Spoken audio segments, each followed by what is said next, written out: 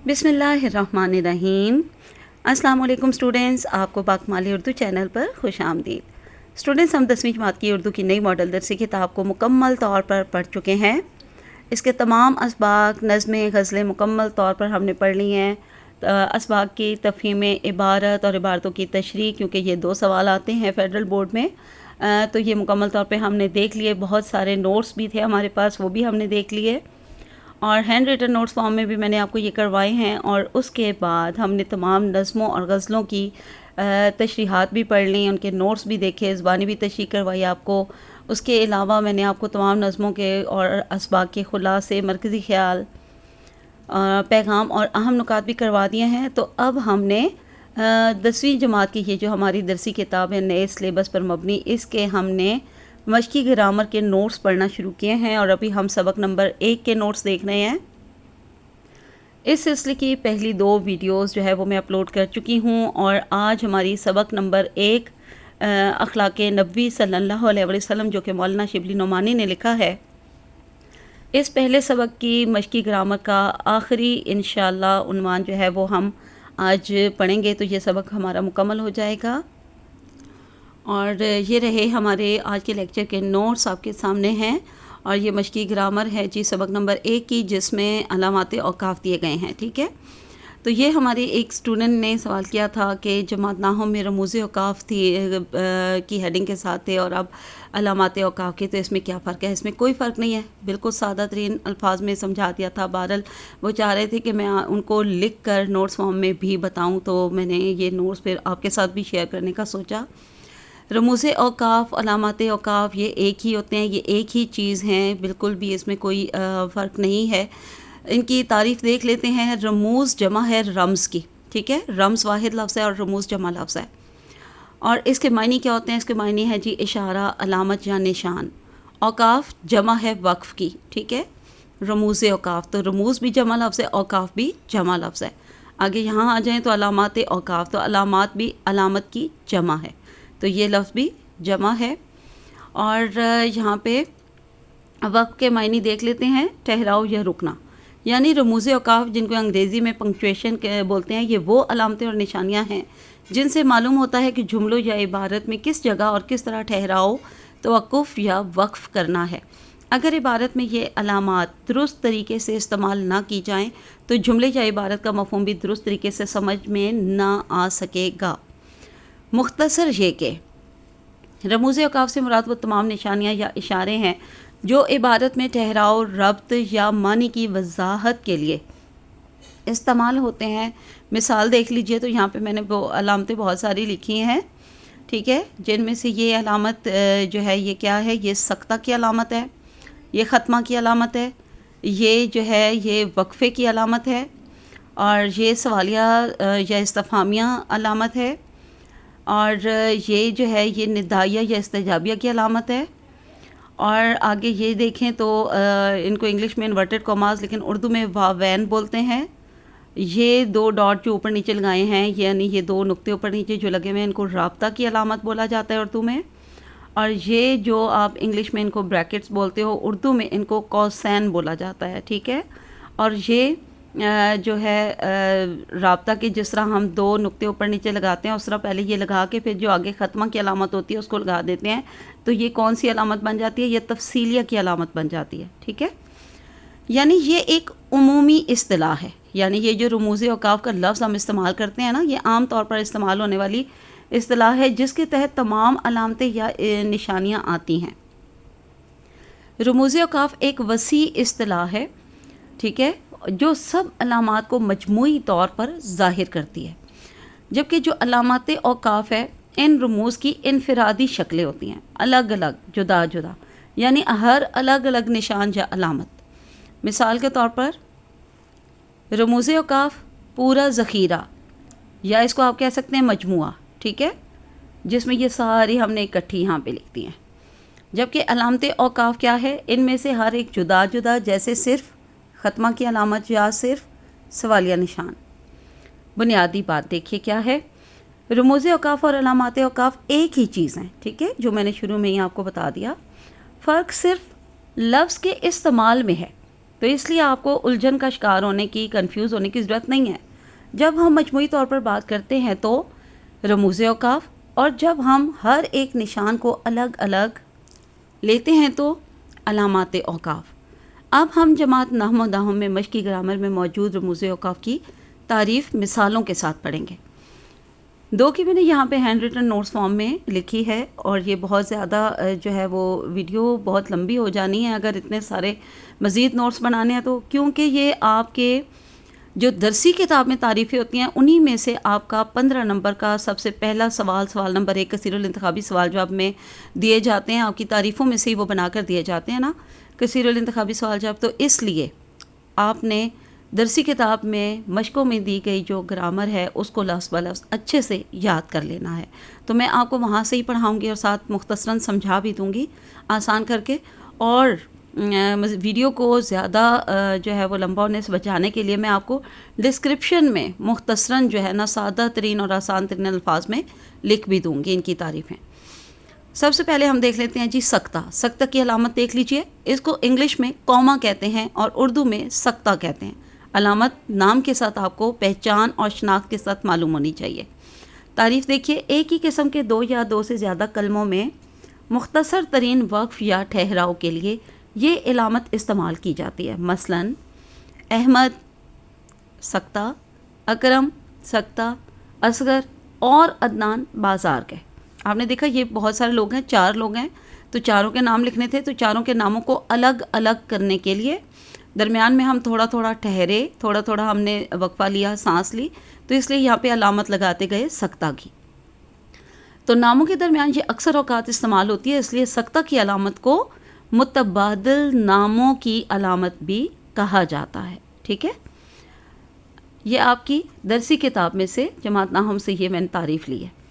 آگے یہ میں نے خود سے لکھا ہے، مختصراً ہم کہہ سکتے ہیں کہ جملے میں ذرا سا سانس لینے یا رکنے کے لیے یہ علامت لگائی جاتی ہے۔ یہ کبھی تو ناموں اور کبھی چھوٹے چھوٹے جملوں کے درمیان استعمال کرتے ہیں۔ مثلاً اب ناموں کی مثال تو میں اوپر آپ کو دے چکی ہوں، اس کو دیکھ لیں۔ تو جملوں کے لیے میں نے ایک اور مثال یہاں لکھی ہے، جمعے کے دن مولانا آئے۔ اب دیکھا یہ پورا جملہ ہے، اچھا آئے تو آگے بات اگر جاری ہے تو درمیان میں ہم سکتہ کی علامت لگا کے تھوڑا ٹھہر کے خطاب کیا، پھر ہم نے یہاں پہ سکتہ کی علامت لگائی، نماز پڑھائی، پھر یہاں پہ سکتہ کی علامت، اور چلے گئے۔ ٹھیک ہے، جملہ ایک ہی ہے لیکن اس میں مختلف اس کے اجزاء بن گئے جو اپنی اپنی جگہ بھی چھوٹے چھوٹے مکمل جملے ہی لگ رہے ہیں، لیکن کیونکہ ان کا سب کا آپس میں ربط ہے، سب ایک جو ہے وہ ایک ہی جملے کی وضاحت ہیں، تو اس لیے ہم نے یہاں پر تھوڑا تھوڑا ٹھہرتے ہوئے سانس لیتے ہوئے پھر ہم نے بات مکمل کر لی، جملہ مکمل کر لیا۔ تو آپ نے دیکھا کہ چھوٹے چھوٹے جملوں کے درمیان بھی ہم نے سکتہ کی علامت کا استعمال کیا۔ اب دوسری دیکھتے ہیں وقفہ۔ وقفہ کی علامت کیسی ہوتی ہے؟ جو سکتہ کی علامت ہے جس کو انگلش میں کوما کہتے ہیں، اسی طرح سے کوما بنا کر اس کے نیچے ایک نقطہ لگا دینا ہے، تو یہ کیا بن جائے گی؟ وقفہ کی علامت۔ اس کو انگلش میں سیمی کولن بولتے ہیں۔ تعریف دیکھیے، جب ٹھہراؤ سکتے سے کچھ زیادہ ہو یا جملے کے لمبے اجزاء کو ایک دوسرے سے الگ کرنا مقصود ہو تو یہ علامت استعمال کی جاتی ہے۔ مثلا جیسا کرو گے ویسا بھرو گے۔ تو اب دیکھیے درمیان میں ہم نے وقفہ کی علامت لگائی، جو بوؤ گے سو کاٹو گے، تو یہاں پہ بھی وقفہ کی علامت لگائی۔ تھوڑا تھوڑا ہم نے یہاں ٹھہرنا ہے، لیکن سکتے میں وقفے میں سکتے سے تھوڑا سا زیادہ ٹھہرا اور سانس لیا جاتا ہے۔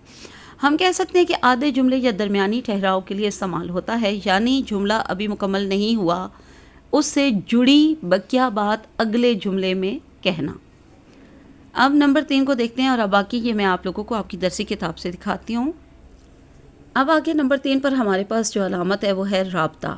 رابطہ کی علامت، رابطہ کی علامت جو ہے یہ اوپر نیچے 2 ہم نقطے لگا دیتے ہیں، اس کو رابطہ کی علامت کہا جاتا ہے۔ ٹھیک ہے، جملوں یا عبارت میں جہاں کسی سابق بات یعنی گزری ہوئی بات، پچھلی بات، پہلی بات یا خیال کی تشریح یا تصدیق یا وضاحت کی ضرورت ہو تو علامت وقفہ استعمال کی جاتی ہے۔ مثال کے طور پر کسی نے سچ کہا، اب کیا سچ کہا، اس بات کی وضاحت ہے، تو درمیان میں اس رابطہ کی علامت کو وضاحتی علامت بھی کہا جاتا ہے، اس لیے یہاں پہ یہ لفظ وضاحت میں نے خاص طور پہ لکھا ہے تاکہ آپ کو پہچان رہے۔ تو یہاں پہ رابطہ کی علامت لگا کے اس سچ کی آگے وضاحت ہے، بتائی گئی ہے بات کہ تندرستی ہزار نعمت ہے، کیا خوب سودا نقد ہے۔ تو یہاں پہ پھر وضاحتی علامت یعنی رابطہ کی علامت، اس ہاتھ دے اس ہاتھ لے، اتنی بھی مثال کافی ہے، یہ خاموشی کہاں تک، لذت فریاد پیدا کر۔ تو یہاں پر ہم نے ساتھ ہی ساتھ سکتہ کی بھی ضرورت کے مطابق یہ دیکھیے، اور ساتھ ہی ساتھ وقفے کی بھی علامت کا استعمال کیا، لیکن آپ مختصر مثال بھی استعمال کر سکتے ہیں۔ اچھا، تو اسٹوڈنٹس یہ رہی ہمارے پاس جماعت داہم کی درسی کتاب، اور اس کی مشق میں پہلے سبق کی مشق میں بھی رابطہ کی علامت کو دیا گیا ہے۔ یہاں سے بھی اس کی تعریف پڑھ لیتے ہیں۔ تو آپ لوگوں نے جماعت داہم کے ساتھ ساتھ اگلی بھی جن کلاسز میں یہ تمام علامات جو ہیں وہ استعمال ہوتی ہیں، ان سب کے لیے یہ تعریف کافی ہے، مثالوں کے ساتھ تعریف دی گئی ہے، تو اس کو اچھی طرح سے آپ نے پڑھنا اور یاد کرنا ہے۔ جملے یا عبارت میں وقفے سے زیادہ ٹھہراؤ کے لیے یہ علامت استعمال ہوتی ہے۔ اب آپ نے یہ دیکھا کہ سب سے پہلے ہم نے سکتہ پڑھا، سکتے میں جتنا ہم نے ٹھہرنا تھا، ہلکا سا وقفہ لینا تھا، سب سے مختصر وقفہ لینا تھا سکتے میں، تو سکتے کے بعد وقفہ آیا، تو سکتے کی نسبت تھوڑا سا زیادہ ہم وقفے میں ٹھہرتے ہیں۔ پھر وقفے کے بعد رابطہ جو علامت ہمارے پاس آئی ہے، تو یہاں پر ہمیں بتایا گیا ہے کہ وقفے سے بھی تھوڑا مزید زیادہ ہم نے ٹھہرنا ہے، تو یہاں پر پھر ہم رابطہ کی علامت استعمال کریں گے، ٹھیک ہے۔ جملے یا عبارت میں وقفے سے زیادہ ٹھہراؤ کے لیے یہ علامت استعمال ہوتی ہے۔ مثلاً یہاں بہت آسان سی مثالیں، آپ نے ان کو اچھی طرح سے ذہن میں رکھنا ہے، بعض اوقات مثالوں میں سے بھی کثیر الانتخابی سوال جواب بنائے جاتے ہیں۔ میری بات یاد رکھنا، اب کون سی بات یاد رکھنی ہے، اس بات کی وضاحت آگے موجود ہے، تو درمیان میں وضاحتی علامت یعنی رابطہ کی علامت لگائیں گے۔ محنت ہی کامیابی کی کنجی ہے، کیا خوب سودا نقد ہے، تو یہاں پہ وضاحتی علامت یعنی رابطہ کی علامت، اس ہاتھ دے اس ہاتھ لے۔ تو امید ہے کہ یہ بھی آپ کو سمجھ آ گئی ہوگی۔ اب ہم اگلی جو ہے وہ علامت دیکھتے ہیں۔ اگلی یہاں پہلے اب ہم درسی کتاب ہے ہمارے پاس جماعت داہم کی، تو اسی کی پہلے دیکھ لیتے ہیں تفصیلیہ۔ تفصیلیہ کی علامت میں نے آپ کو بتا دی کیسے بنائی جاتی ہے، اچھے سے دیکھ لیجئے اس کو۔ تو اس کے نام سے ہی ظاہر ہے کہ جملے یا عبارت میں کسی بات کی تفصیل بتانے کے لیے استعمال ہوتی ہے۔ مثلاً 3 مثالیں یہاں پہ 2 کتاب میں موجود ہے، ایک میں نے بنائی ہے۔ ورزش کے فائدے درج ذیل ہیں، فائدے یعنی بہت سارے فائدے بتانے ہیں، کیونکہ ورزش کے تو بہت سارے ہی فائدے ہوتے ہیں، تو اس لیے جب ان کے فائدے بتانے لگیں گے تفصیلاً، تو تفصیلی پہلے علامت لگائیں گے، ٹھیک ہے۔ اس کے بعد دوسری مثال دیکھیں، 11ویں جماعت میں کمپیوٹر پڑھنے والے طلباء کے نام یہ ہیں۔ یہاں بھی ان تمام طلباء کے ہم نے نام بتانے ہیں، تو تفصیلیہ کی علامت لگا کے اس کے بعد نمبر شمار کے ساتھ طلباء کے نام بتائیں گے۔ اب تیسری جو یہاں مثال ہے، منشیات کے بہت سے نقصانات ہیں، تو بہت سے نقصانات ہیں، تو ان کی تفصیل بتانے کے لیے پہلے ہم نے تفصیلیہ کی علامت لگائی۔ یہ اب ہمارے پاس جماعت ناہم کی جو ہے وہ درسی کتاب ہے، تو کیونکہ جماعت ناہم کے اسٹوڈنٹ یہ کتاب پڑھ کر جا چکے ہیں، تو ان کی یہ تمام گرامر جو جماعت ناہم میں شامل تھی، وہ ساری کی ساری جماعت ناہم میں بھی شامل ہے۔ تو آپ لوگوں کو معلوم ہے کہ آپ سے جو ہے وہ ہر طرح کا SLO بیسڈ کویسچن میں جو ہے وہ سوال پوچھا جا سکتا ہے، تو جو کثیر الانتخابی سوال جواب آنے ہیں، تو وہ آپ کی پچھلی کلاس کی یعنی جماعت ناہم کی جو گرامر کی تعریفیں ہیں یا ان کی جو مثالیں ہیں، ان میں سے بھی بنا کر دیے جا سکتے ہیں، تو اس لیے ہم اس تعریف کو بھی دوبارہ دیکھیں گے۔ کسی بات یا نقطے کی تفصیل بیان کرنا مقصود ہو یعنی ہمارا مقصد ہو، تو یہ علامت استعمال کی جاتی ہے۔ جیسے کتاب میں موجود اسباق، اب بہت سارے اسباق ہیں، تو تفصیلیہ کی علامت لگا کے آگے آپ نے نمبر شمار دینا ہے ان کا۔ 12ویں جماعت کے طلباء کے نام یہ ہیں، اب بہت سارے طلباء ہیں، تو پوری 12ویں جماعت کے تمام طلباء کے نام دینے ہیں، تو تفصیلیہ کی علامت لگا کے آپ نے نمبرنگ وائز وہ ان کے نام دینے۔ اچھا، اب آگے آ گئی ہے جماعت ناہم میں ہماری 6 دی گئی تھی، تو 6ٹھی آخری ہے، تو اب جماعت ناہم کی ہم پہلے دیکھ لیتے ہیں۔ سوالیہ یا استفہامیہ، تو جب کوئی سوال کیا جائے، استفہام کیا جائے، کچھ پوچھا جائے، تو ہم نے کون سی علامت لگانی ہوتی ہے جملہ مکمل ہونے کے بعد؟ کیونکہ وہ ایک سوال ہے تو سوالیہ نشان لگائیں گے، ٹھیک ہے۔ اگر جملہ سوالیہ ہو تو اس کے اختتام پر ختمہ کی بجائے سوالیہ یا استفہامیہ کی علامت استعمال کی جاتی ہے۔ مثلاً آپ کا نام کیا ہے، تو کیا ہے بتا رہا ہے آپ کو کہ سوال پوچھا جا رہا ہے، اس لیے آخر میں سوالیہ نشان کی علامت لگائی گئی ہے۔ یہ ایک ہی یہاں پہ مثال ہے۔ اب ہم اپنی 10ویں کی درسی کتاب میں دیکھتے ہیں۔ یہ اب ہمارے پاس جماعت داہم کی درسی کتاب ہے، اس میں بھی سوالیہ یا استفہامیہ کی جو ہے وہ اس علامت کی تعریف اور مثالیں دی گئی ہیں، ان کو بھی پڑھ لیتے ہیں۔ جب کوئی بات پوچھنی یا کچھ سوال کرنا ہو یا کچھ دریافت کرنا ہو، یعنی پوچھنا ہو، دریافت کرنا ہو یا سوال کرنا ہو، تو اس کا جو ہے دریافت کرنا مقصود ہو، یعنی ہمارا مقصد ہو یا ہماری مراد ہو، تو یہ علامت استعمال کی جاتی ہے۔ مثلا آپ کا نام کیا ہے؟ سوالیہ نشان۔ قائد اعظم کس شہر میں پیدا ہوئے؟ سوالیہ نشان۔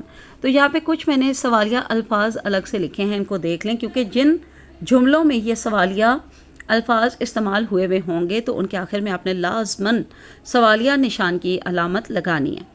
کیا، کب، کیوں، کہاں، کیسے، کتنے، کدھر، کس طرح۔ اور ماشاءاللہ جماعت داہم کے آپ لوگ اسٹوڈنٹ ہیں تو یہ اس کے علاوہ بھی اور بھی جتنے سوالیہ الفاظ ہیں تو یہ سب آپ بہت اچھی طرح جانتے ہوں گے۔ یہ بہت ہی آسان سی علامت ہے، انشاءاللہ یہ سب آپ کو پہلے سے معلوم ہوگی۔ آگے دیکھتے ہیں جی، استعجابیہ۔ ندائیہ یا استعجابیہ کی یہ علامت ہوتی ہے۔ حیرت یا حیرانی کے اظہار کے لیے یہ علامت استعمال کی جاتی ہے۔ مثلاً ارے، او، تو یہ حیرت یا حیرانی کے اظہار کے لیے، یعنی کہ جو ہمارے جذبات کا اظہار ہو، جو ہمارے احساسات کا اظہار ہو، ٹھیک ہے، جہاں پر بھی، جن الفاظ میں بھی، جن جملوں میں بھی اگر ہم حیرت کا، حیرانی کا، کسی بھی جذبے کا، کسی بھی احساس کا اظہار کریں، یا پھر ہم کسی کو پکاریں، بلائیں، ندا لگائیں، آواز لگائیں، تو اس کے آخر میں ہم نے یہ علامت لگانی ہوتی ہے، ٹھیک ہے۔ تو آپ نے نام کی پہچان کے ساتھ اس کو اچھے سے سمجھ لینا ہے اور یاد کر لینا ہے، اور یہ دو مثالیں یہاں موجود ہیں۔ آگے آ گیا ہے ہمارے پاس خط فاصل یا ترچھا خط۔ تو یہ آپ نے ترچھا خط دیکھا ہے نا، یہ اس کا استعمال بھی سمجھ لیجئے۔ یہ علامت دفتری مراسلات کا حوالہ دینے کے لیے مختلف قسم کے بیانات، مسودات کے اندراجات میں متبادل اسما یا افعال کے درمیان لگائی جاتی ہیں۔ دفتری مراسلات ہوتے ہیں جی، مراسلے بھیجنا یعنی خطوط بھیجنا، کوئی بھی دعوت نامے بھیجنا، اس طرح کی کوئی درخواستیں، خطوط، دعوت نامے، کچھ بھی ایسا بھیجنا، ٹھیک ہے۔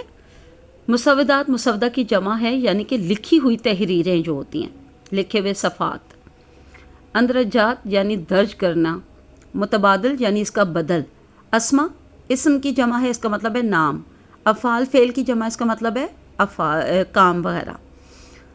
ان کے درمیان یہ لگائی جاتی ہے۔ آپ نے اس کو اچھے سے دوبارہ پڑھ کر اچھے سے یاد کر لینا ہے۔ مثلاً مسمی یا مسمات، بن، بنتے، اقرار کرتا ہوں، کرتی ہوں، وغیرہ وغیرہ، ٹھیک ہے۔ جو اب اپنی جنس کے حساب سے اس لفظ کو جو ہے وہ ٹک کر دینا ہوگا، جیسے کہ اگر آپ جو ہے وہ مذکر ہے تو اس کو کرے گا، مؤنث ہے تو اس کو کرے گی، اس کے حساب سے آپ نے دیکھ لینا ہے اس کو، اور اس کے درمیان میں ہم نے ترچھا خط لگایا ہے، ٹھیک ہے، الگ کرنے کے لیے۔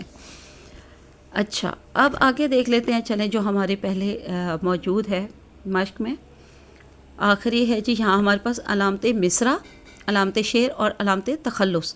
شاعری لکھتے ہوئے جہاں کہیں ایک مصرع، صرف ایک مصرع، آپ کو پتہ ہے نا کہ دو ہم وزن مصرے مل کر شعر بناتے ہیں، لیکن یہاں ایک ہی مصرے، یعنی شعر کی ایک ہی سطر، شعر کے ایک ہی مصرے کی بات ہو رہی ہے، ایک مصرع استعمال ہو، وہاں علامت مصرع لگاتے ہیں۔ تو وہ کون سی علامت ہوتی ہے؟ یہ عین، ٹھیک ہے، اس طرح پورا عین، یا پھر ایسے کر کے چھوٹا بنا دیتے ہیں، اور یا پھر پورا عین لکھ دیتے ہیں۔ وہ یہ عین کی علامت لگا کے اس کے آگے ہم نے ایک ہی مصرع لکھ دینا ہوتا ہے۔ جہاں پر شعر لکھا جائے، یعنی پورا شعر، پورے مصرے جو ہے وہ لے کر شعر بنا کر پورا مکمل شعر لکھا جائے، وہاں پہ پہلے ہم علامت شعر لگاتے ہیں۔ کون سی والی؟ یہ والی علامت، ٹھیک ہے۔ اور جہاں شاعر اپنا شاعرانہ نام، جو آپ کو معلوم ہے، جو اپنا شاعر مختصر نام شاعری میں اپنے کلام میں استعمال کرتا ہے، اس کو تخلص کہتے ہیں۔ تو جو شاعرانہ نام استعمال کرے اس کے اوپر علامت تخلص، ایک مخصوص علامت ہوتی ہے، یہ دیکھیے، یہ میں نے یہ بک میں بھی بنی ہوئی ہے، میں نے خود بھی بنا دی، استعمال ہوتی ہے۔ تو یہ اس علامتوں کی آپ نے لازمی پہچان رکھنی ہے۔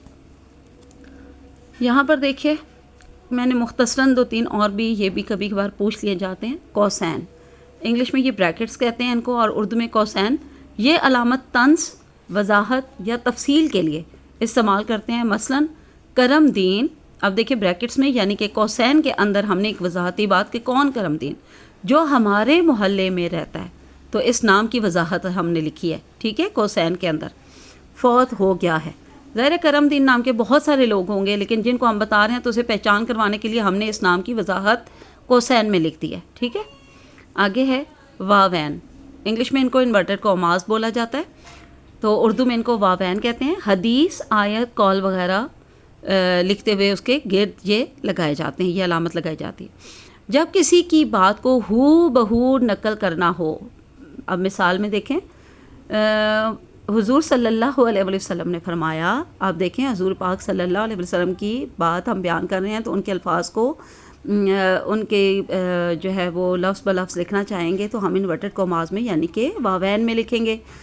علم حاصل کرنا ہر مسلمان مرد اور عورت پر فرض ہے، تو یہ ایک حدیث ہے نا، اس حدیث کا ترجمہ ہے نا، تو یہ ہم نے اپنے پیارے نبی کی حدیث کو لفظ بلفظ لکھا تو اس لیے اس کو ہم نے واوین میں لکھ دیا، ٹھیک ہے۔ اچھا، یا ندائیہ بھی میں نے مختصراً سا لکھا ہوا ہے، ندائیہ کی یہی علامت ہوتی ہے جو استعجابیہ کی اور ندائیہ کی ایک ہی ہوتی ہے۔ مخاطب کرنا، متوجہ کرنا، پکارنا، آواز لگانا، ندا لگانا، اس کا یہ مطلب ہوتا ہے، اور جب اس طرح کے کوئی جملے ہوں تو وہاں پر بھی یہ علامت لگاتے ہیں۔ تو چلیے یہ آج مکمل ہوئے، آج کے لیے اتنا کافی ہے۔ امید ہے کہ آپ کو انشاءاللہ سمجھ آ گئے ہوں گے، اور اگر آپ کو اس طرح سے کوئی پیراگراف دے دیا جائے آپ کے استانی کی طرف سے، آپ کے ٹیچرز کی طرف سے، تو آپ ان کے درمیان میں انشاءاللہ خود جو ہے ان علامات کو جو ہے وہ آپ لگا سکتے ہو۔ ان علامات کو پہچان کے ساتھ، شناخت کے ساتھ آپ نے سمجھ لینا ہے ان کے نام کے ساتھ، اور پھر ان کو پیراگراف میں لگانا انشاءاللہ آپ کے لیے بہت آسان ہو جائے گا۔ اس کے علاوہ اگر آپ کچھ پوچھنا اور سمجھنا چاہیں تو مجھے کامنٹ سیکشن میں ضرور بتانا ہے۔ آج کے لیے اتنا کافی ہے۔ اللہ حافظ، اینڈ فی امان اللہ۔